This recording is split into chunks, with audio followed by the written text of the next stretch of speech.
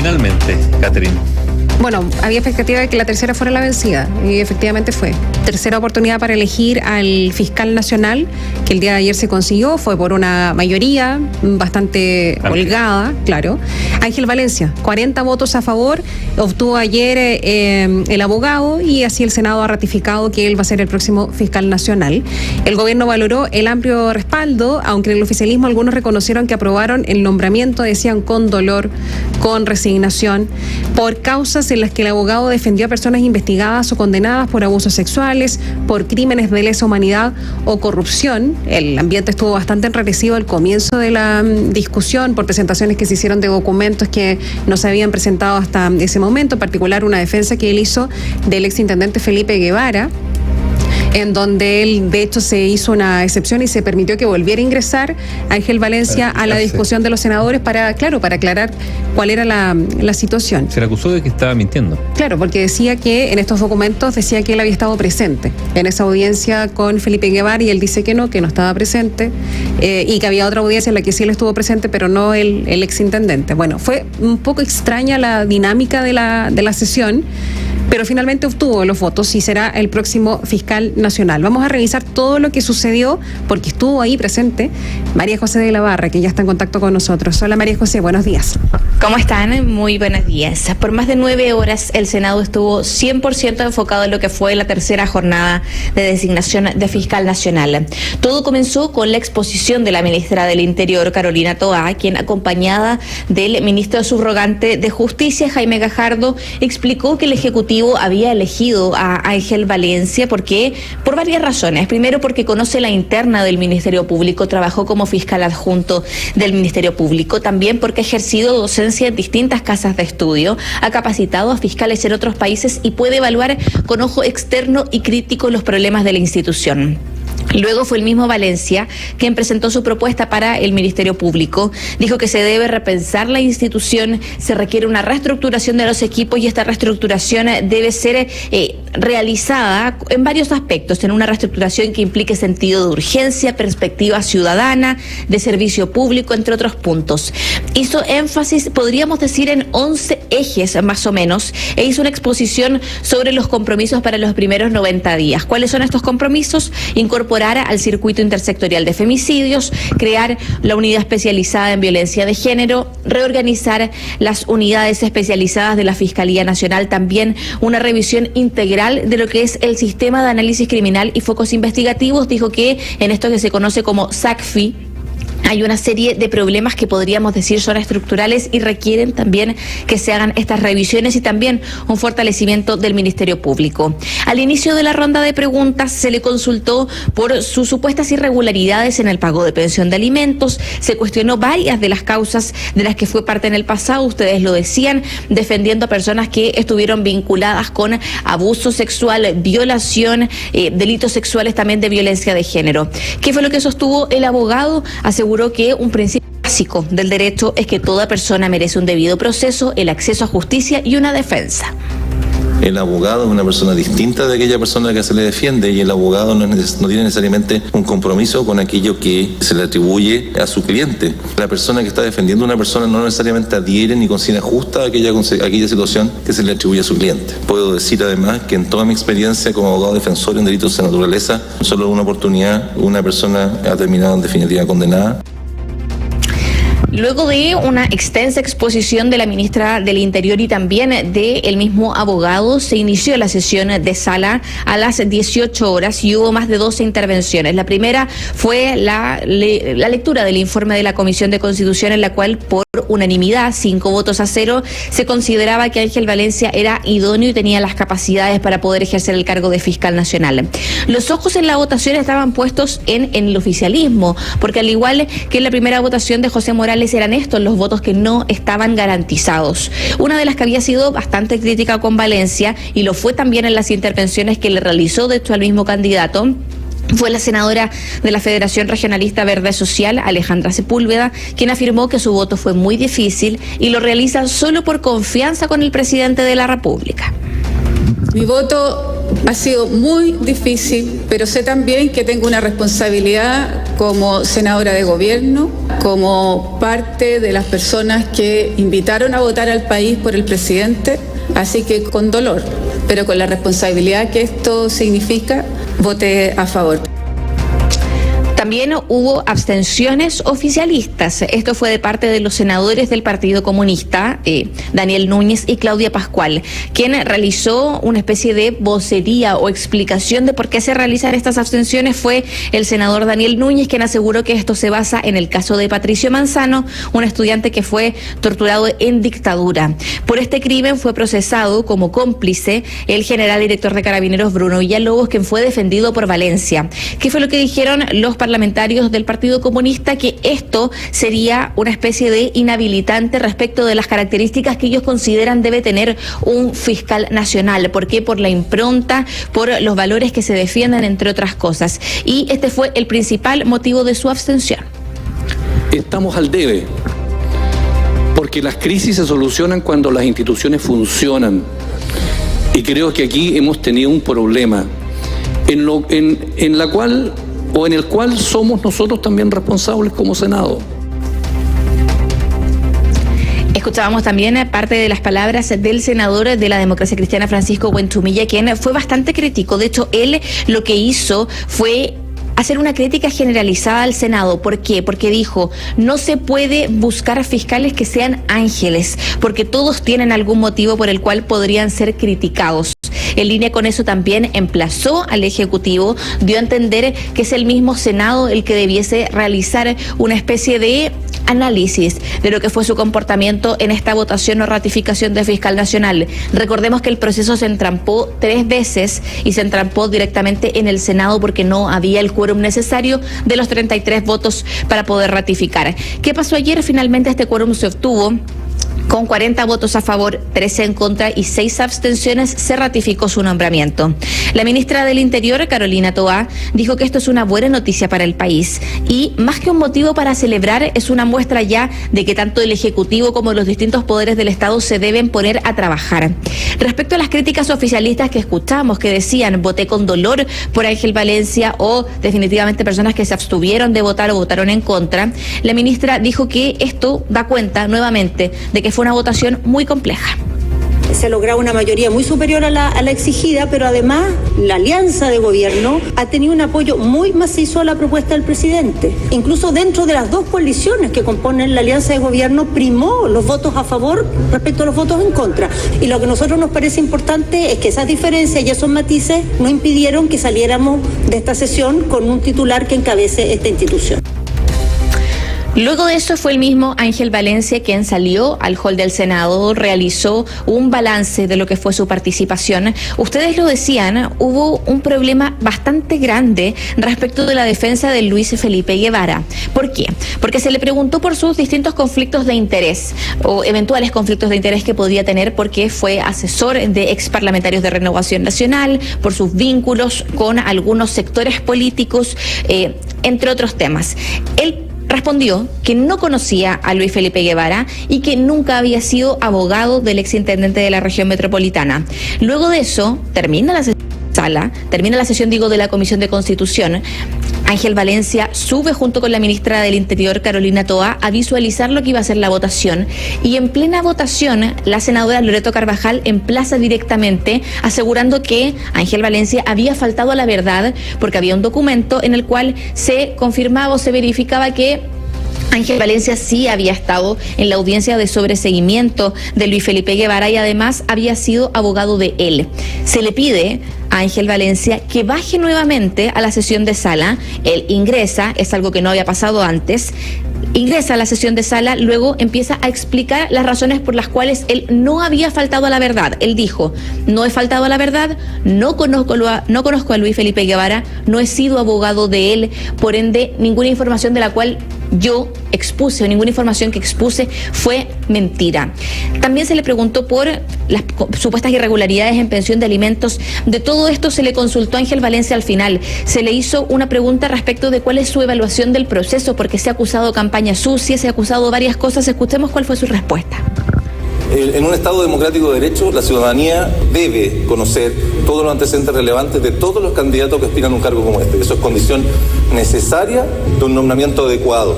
Por lo tanto, los candidatos tenemos que estar dispuestos a someternos a un escrutinio muy severo. Ese escrutinio pasó de los límites de lo tolerable, pero ya es un proceso terminado. Ahora el Senado debe emitir un oficio en el cual se le comunica al presidente de la República, Gabriel Boric, que se llegó a acuerdo respecto al nombre que él propuso. Es un oficio que debiese llegar dentro de los próximos días. Con ello, Presidencia debe emitir un decreto supremo en el cual se establece desde cuándo Valencia va a comenzar a ejercer sus funciones como fiscal nacional. Lo que decía el ministro de Justicia subrogante es que esto debiese ser lo antes posible, considerando cuánto se ha tardado este mismo proceso. Así que ya se tiene fiscal nacional. Ángel Valencia, el abogado Ángel Valencia, será quien ejerza el cargo por los próximos 8 años. Catherine Nivaldo. A 2031, digamos. Sí, a ver, hartos temas. Uno se pregunta si salió elegido porque ya la tercera efectivamente no daba para más. Ahora, digamos que él fue, cuando se nombra la quina, él fue de los más votados por la Corte Suprema, que tuvo más votos junto con José Morales. Y por lo tanto había un respaldo, digamos, a su trayectoria de la Corte Suprema, independientemente, digamos, de cómo vota la Corte Suprema. Valencia tiene lazos políticos, sí. Cercano a Renovación Nacional, sí. Cercano al Partido Socialista también, compadre Álvaro Elizalde, el presidente del Partido Socialista y presidente del Senado. ¿Es un hombre del establishment, como algunos han dicho? Sí. Es una pregunta que habría que responder considerando pero todos los vínculos que tienen. Claro, pero más o menos que otro candidato. También uno debería hacerse esa pregunta.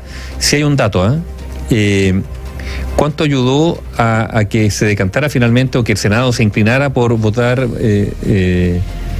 positivamente por Valencia después de todo lo que había ocurrido en los últimos días? Estoy hablando de las filas del oficialismo, ¿no es cierto?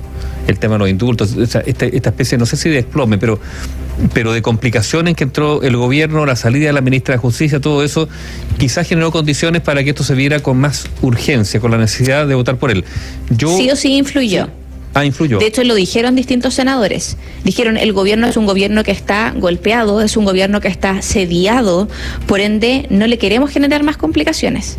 Lo dijo el mismo senador Juan Ignacio Latorre, que no es cualquier senador, es presidente de Revolución Democrática, uno de los senadores que participa de los comités políticos ampliados con La Moneda, que ayer estuvo también presente en La Moneda, tomando sacando distintas conclusiones de lo que había sido el tema de indulto.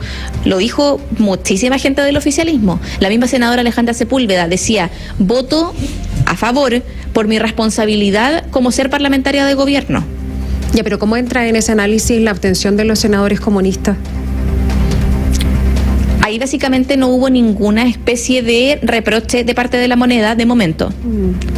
Sí, porque es raro. Porque se sabe que las abstenciones ya las habían mostrado antes. Sí. Ahora hay un punto, hay una relación. Una suerte de acuerdo. Hay una relación compleja entre el gobierno del Partido Comunista con los indultos, seguramente se va a agregar todavía más. Pero fíjate, yo creo que es bien complicado que a un abogado se le reproche por los clientes que tuvo, a no ser que esto sea una actitud permanente. Porque se está hablando de un caso. No es que permanentemente, no sé, Valencia haya sido defensor de, no sé, de los militares de Punta Peuco. O como esos que se conocen los abogados, los narcos, ¿no es cierto? Claro. Y si por un lado se pide que sea un abogado, pero que no forme parte de la Fiscalía o del Ministerio Público, entonces ¿qué va a hacer? O sea, tiene que ejercer como abogado y por lo tanto tendrá que defender a personas acusadas de algún delito. Ahora él dice que de los acusados del que mencionaron, solo uno fue condenado. O sea que además... Sí. Ahora, y lo otro que a mí me hace ruido, estas declaraciones, votar con dolor. Oye, dejemos el dolor de lado. A ver, ¿cuánto ganan los senadores por votar? No, por abstenerse. Pero ¿cuánto ganan?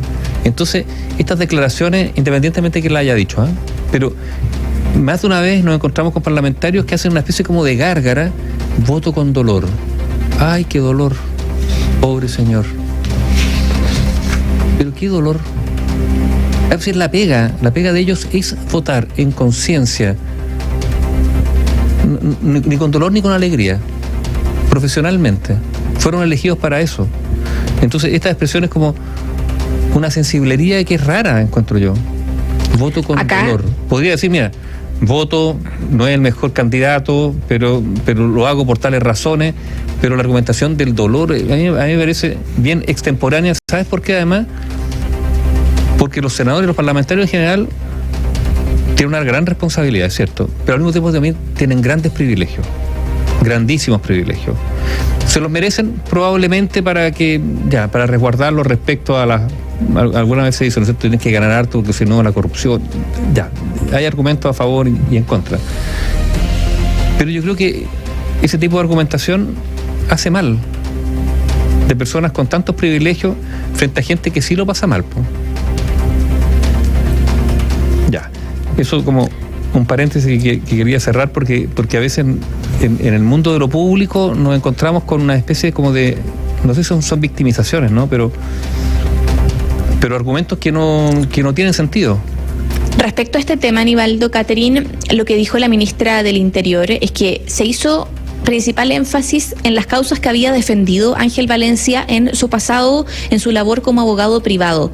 Él dijo que había defendido pro bono a mujeres que también se habían querellado por estos delitos. Es decir, que no solamente había sido abogado de personas vinculadas o acusadas por delitos sexuales, sino también había defendido de manera gratuita en reiteradas ocasiones a mujeres que se habían querellado por estas causas. ¿Por qué? Porque se le habló del abogado de los victimarios.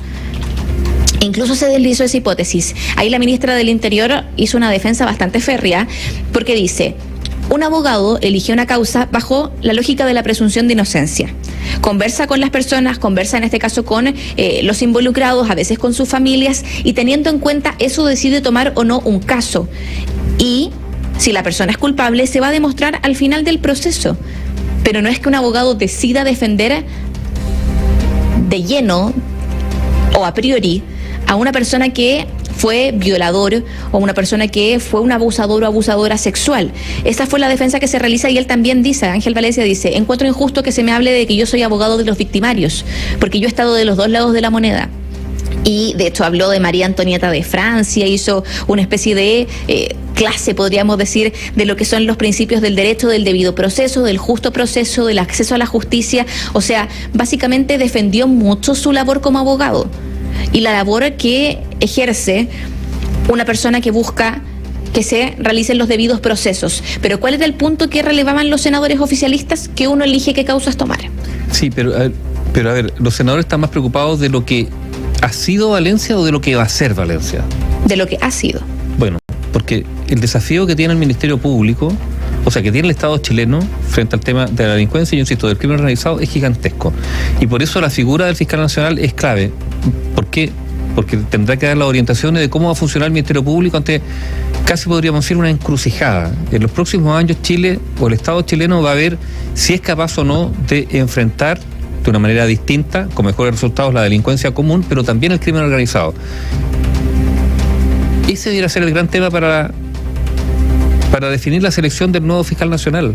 Ahora, está bien, él hizo una presentación ante los senadores, pero los senadores estuvieron más preocupados de lo que Valencia va a hacer o de lo que ha hecho. Como yo les comentaba, las interpelaciones que se le realizaron eran un poco más respecto de lo que ha sido su rol. Pero el senador Francisco Buentumilla marcó una intervención que podríamos decir a todos los dejó un poco calladitos. ¿Por qué? Porque él decía: la ciudadanía va a juzgar a Ángel Valencia si es que él muestra conflictos de interés, si es que él no persigue causas que tengan relación con la violencia de género, con delitos sexuales. O sea, nosotros no somos los encargados de juzgar si la persona va a ejercer bien la labor o no. Nosotros tenemos que, según la ley y la Constitución, dar acuerdo del nombre que establece el presidente de la República y que ya analizó la Corte Suprema. Si es que él no realiza su labor, si es que él muestra conflictos de interés, la misma ciudadanía le va a pasar la cuenta. Es decir, nosotros no tenemos por qué desconfiar de un candidato a priori por lo que hayan sido sus causas en el pasado, considerando también que todo se ejercía dentro de lo que eran los debidos procesos, el acceso a la justicia, lo mismo que dijo el Colegio de Abogados, entre otros puntos. Él marcó, podríamos decir, un poco otro tono en el debate. Bueno, efectivamente hay varias herramientas para sancionar eventualmente el desempeño del fiscal nacional. Recordemos que en algún momento al ex fiscal nacional, yo siempre pienso en él cuando hablamos acerca de estos casos, cuando fracasaron los procesos, en qué estará Jorge Abbott. Pero bueno, paréntesis. Él también intentaron sacarlo en su momento de su cargo con una acusación constitucional que finalmente no fructificó. Herramientas existen. Ahora, María José, tú que estabas ahí, no deja de ser, no sé si anecdótico, el que las dos ministras que habían encabezado las negociaciones en los casos anteriores fracasados de postulaciones a fiscal nacional no estuvieran presentes ayer. Una es la ministra secretaria general de la Presidencia, estuvo el subsecretario, Analía Uriarte estaba con COVID y entiendo que tiene algunas complicaciones post-COVID y por lo tanto no se ha podido reintegrar a su vida laboral, y la renunciada ahora exministra Marcela Ríos. Todo queda en manos finalmente de la ministra del Interior, que de alguna forma se anota un nuevo triunfo político, ¿no? Aplaudida ministra del Interior, victoriosa ministra del Interior, porque después de cada una de sus intervenciones, al menos 2 o 3 parlamentarios le agradecían su espectacular presentación. O sea, fue bastante elogiada. Y claro, las razones por las cuales no está la ministra de la SECPES, Analía Uriarte, son netamente razones médicas, razones de salud. Por eso ella no está presente, pero ayer la ministra del Interior, Carolina Toá, también agradece no solamente a Analía Uriarte, sino también a la ya exministra de Justicia, Marcela Ríos, porque dice que fueron ellas dos quienes han encabezado todo el proceso. Es decir, no se da todo el crédito la ministra del Interior, pero efectivamente se mostró un tono diferente en la lógica de responder las preguntas, responder directamente, porque habíamos visto mucho bosque. Preguntas de por qué, ministra, se decide elegir a tal candidato o a tal candidata considerando tales antecedentes, y la ministra se iban por la tangente. La ministra del Interior, Carolina Toá, respondió de lleno cada una de las preguntas, y ese fue un tono que al parecer a los senadores les gustó, porque estaban en busca de respuestas considerando también todo lo extenso que había sido el proceso. Entonces, claro, podríamos decir, ¿se nota un nuevo triunfo político, Carolina Toá? Definitivamente. Ahora, triunfo, sí, para la ministra del Interior. El gobierno cierra más un franco, que estaba abierto ahí y que causaba ruido. Lo otro que tendrá que ver es cómo ha recibido Valencia en el Ministerio Público, porque ya la Asociación de Fiscales ha hablado que llegue una persona externa, que hay cultura institucional, ojo con eso, con las culturas institucionales a veces también son muy reacias a los cambios. Entonces llega un externo a la Fiscalía Nacional con una idea a partir, y él mismo lo dijo, el Ministerio Público dice, el Ministerio Público tiene una mala evaluación de la ciudadanía, por algo será, esto hay que revertirlo trabajando, haciendo las cosas de manera distinta. Él tiene un plan, por algo se postuló, vamos a ver cómo eso se concreta y si hay resistencia interna o no entre los fiscales, los funcionarios del Ministerio Público. Yo creo que va a ser un tema bien, que hay que seguir con mucho cuidado, porque la tarea es gigantesca. Idealmente esa competencia que podría darse finalmente por este cambio, porque los anuncios que se hacían siempre cuando se hablaba de una persona nueva en el Ministerio Público, ya fuera alguien que estuviera participando activamente dentro de la institución o que llegara desde afuera, era despidos, mejoras en las metas, mejoras en los sistemas del sistema público, porque por algo no funciona. Sistemas y obviamente, de evaluación nuevos, distintos. Exacto, y eso está relacionado con las personas. Yo entiendo que el día de ayer por lo menos la Asociación de Fiscales escribió un tuit en donde le daba la bienvenida a Ángel Valencia, que va a ser el fiscal nacional desde 2023 hasta 2031, que fue fiscal adjunto, se lo destacaban también. Y que esperan que pueda conducir de forma exitosa esta institución tan importante para la justicia y la paz social. Y fue todo lo que dijeron, adjuntaron una fotografía de Ángel Valencia. Por ahora no hay mayores reacciones desde el Ministerio Público al Interior, ¿no? No hay mayores reacciones de momento. Lo que sí, él dijo una frase ayer, la repitió varias veces, podríamos decir 3 o 4 veces, y quizás pueda haber caído un poco mal, porque dijo, nosotros vamos a perseguir cada uno de los temas y vamos a realizar una reestructuración, pase a quien le pase, pese a quien le pese y pise a quien pise. Sí, de hecho lo dijo textual. A propósito, y lo dijo varias veces. Él estaba contento ayer porque en algún momento estábamos todos reporteando, tú ahí, otros por otros lados, en fin. Él no estaba seguro, no estuvo hasta muy iniciada ya la votación seguro de lo que iba a suceder, que sí se supo antes, digamos, de que se emitieran todos los votos, ya estaba más bien claro que tenía los 33 por lo menos, tuvo bastante más, 7 más. Pero estaba contento, ¿no? Porque estuvo nervioso. Estaba muy nervioso. De hecho, yo diría que el punto como de mayor tensión fue lo que pasó con Luis Felipe Guevara, cuando tiene que bajar nuevamente de la sala de ministros de Estado, donde estaba con la ministra Carolina Toá, baja y nosotros fuimos y le preguntamos qué piensa de que efectivamente tengan que volver a entrar a aclarar, porque lo están tratando lo trataron de mentiroso. ¿Y qué fue lo que él dice? Yo nunca he faltado a la verdad. pero estaba ahí un poco más tenso. Pero sí, el tono de la discusión fue distinta. Él sí estaba nervioso, pero también respondió bastante tranquilo, pese al nervio que puede haber tenido general. Respondió bastante tranquilo cada una de las preguntas que se le realizaban, preguntas que fueron en la línea de lo que realizó anteriormente o las causas que defendió anteriormente. Es decir, estaba tranquilo pese al nervio que podía tener efectivamente por las mismas preguntas que se le realizaron. Los momentos de mayor tensión entonces podría ser lo que pasó con Luis Felipe Guevara, que tuvo que bajar nuevamente cuando se le preguntó por el caso de pensión de alimentos de sus hijos. Ahí también se le notó bastante tenso a Ángel Valencia, y también cuando se le cuestionaba un poco su labor como abogado por haber defendido causas que estaban en la línea de lo que eran los delitos sexuales, violencia de género, entre otros. Pero claro, también hubo momentos en los que todo el Senado se rió. En una él decía, hay una especie de chascarro, porque ¿qué fue lo que comentó? Dijo, nosotros tenemos que someter a la Fiscalía a reformas, y en vez de decir eso dijo, yo me tengo que someter a tratamiento, pero fue un traspié. Dijo, yo me tengo que someter a tratamiento, todos se rieron y luego dijo, perdón, tenemos que someternos a una reforma. Claro, entonces estaba pensando en otra cosa efectivamente, y eso da cuenta también de los nervios propios de la exposición.